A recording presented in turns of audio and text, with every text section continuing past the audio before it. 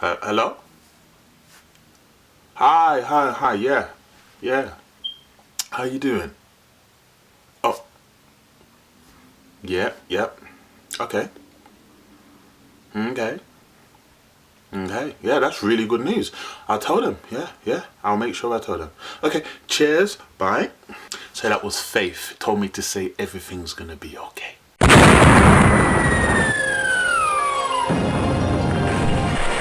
Celeste Speaks.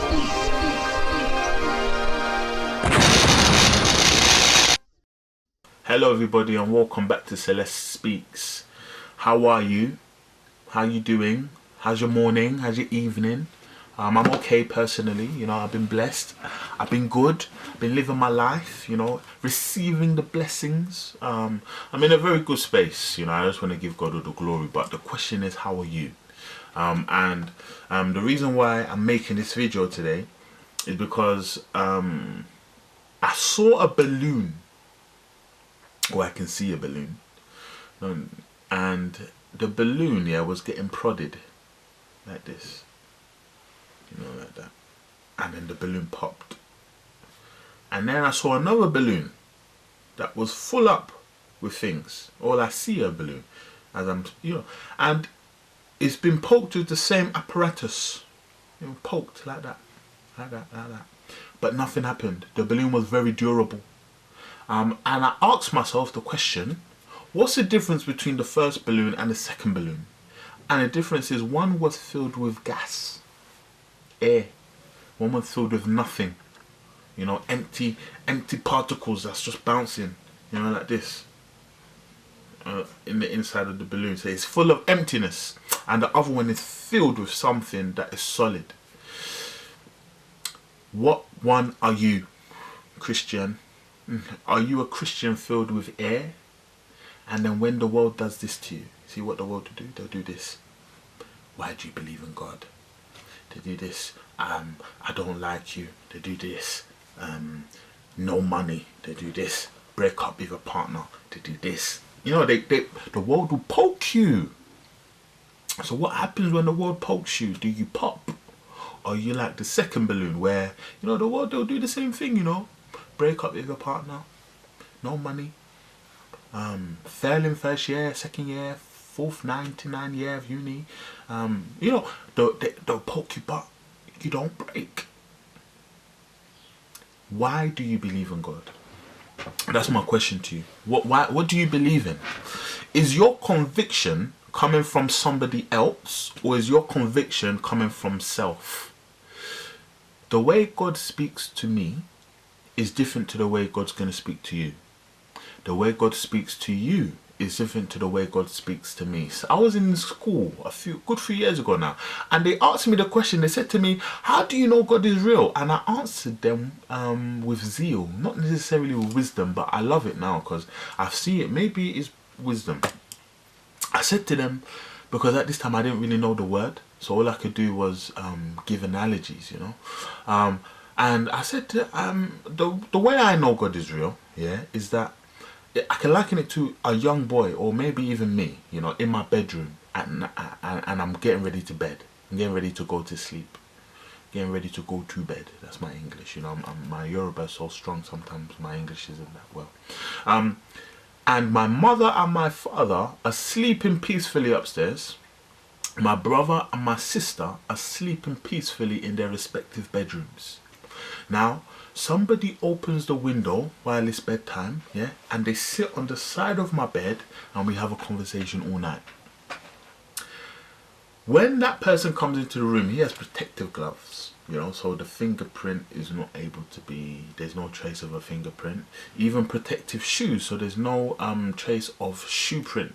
There's no evidence that that person had ever come into my room. So I wake up in the morning, I run to mommy and daddy, I say, mommy, daddy, somebody came into my room and we had a conversation all night, and because they can't see, or hear, they say, son, go back to bed. So I run to brother, I run to sister, and I say, brother, sister, somebody came into my room and we had a conversation all night, and because they couldn't hear anything, because they couldn't see anything, they said, brother, what we're going to do is we're going to test. We're going to come and examine it. So they come in, and they start poking. I don't see anything. I didn't hear anything. There's no evidence. They poke like what the world does. They, what's that word? They test your faith. I'll find the word later. Now, what do you do? Because some people, even though they know the wall is painted green, and there's some psychology experiments. I don't know if all the psychologists out there help me out and tell me what I'm talking about, because you know what I'm talking about. You will know that the wall is green, but if people tell you that the wall is blue, you will actually start to think that the wall is blue, even though you see from your own eyes, and you have your own conviction that the wall is green. Just because people come and test your reasoning, poke you, you change your mind, because your conviction is like the balloon. It's just air. You need to be like the balloon that's got a solid conviction. You need to be able to withstand testing of man. You need to be able to withstand the testing of the world, because Christian, you're going to be tested. You're going to be tested, and it will be unfortunate for every time you be tested. You're like a balloon that pops. So you need to keep being blown up and pop, when the solution is to fill yourself with the word.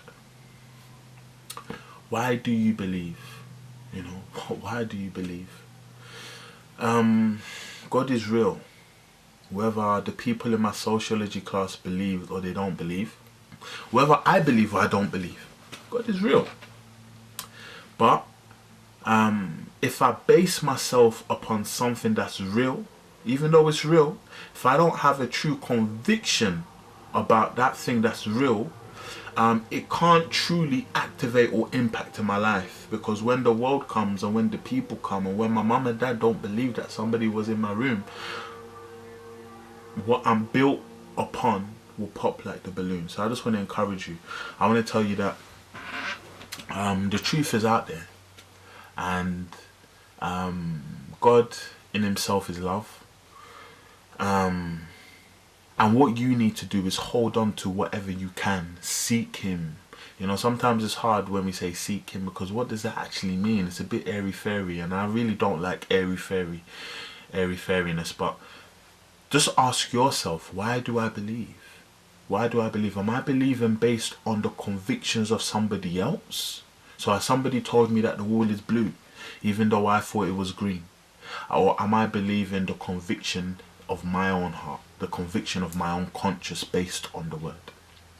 That's all I want to talk to you about today. Leave you with that food for thought. I hope you've been okay. Yeah, I've missed you too. We've been, God is good, God is real. Oh, and I'm sitting down. Yeah, I'm sitting down. Sitting down is good. Sometimes standing up is good also. It is the same place. But I hope you have a blessed day and a blessed week.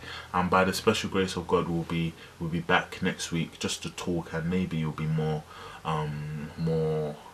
organized next time. Because today I was just sitting down and I was just thinking to myself, I haven't made a video in a long time.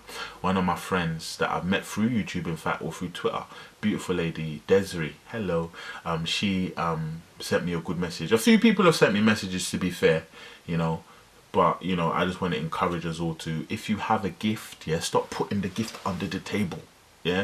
Even though life is blessing you and you're getting on with life, take time to develop what you're good at. So if you're a painter, just because you finished GCSE painting don't mean you should stop painting. If you're a vegetarian, be a vegetarian to the glory of God, and thank God for your broccoli. And I'll leave you with that. So let's speak. Bye.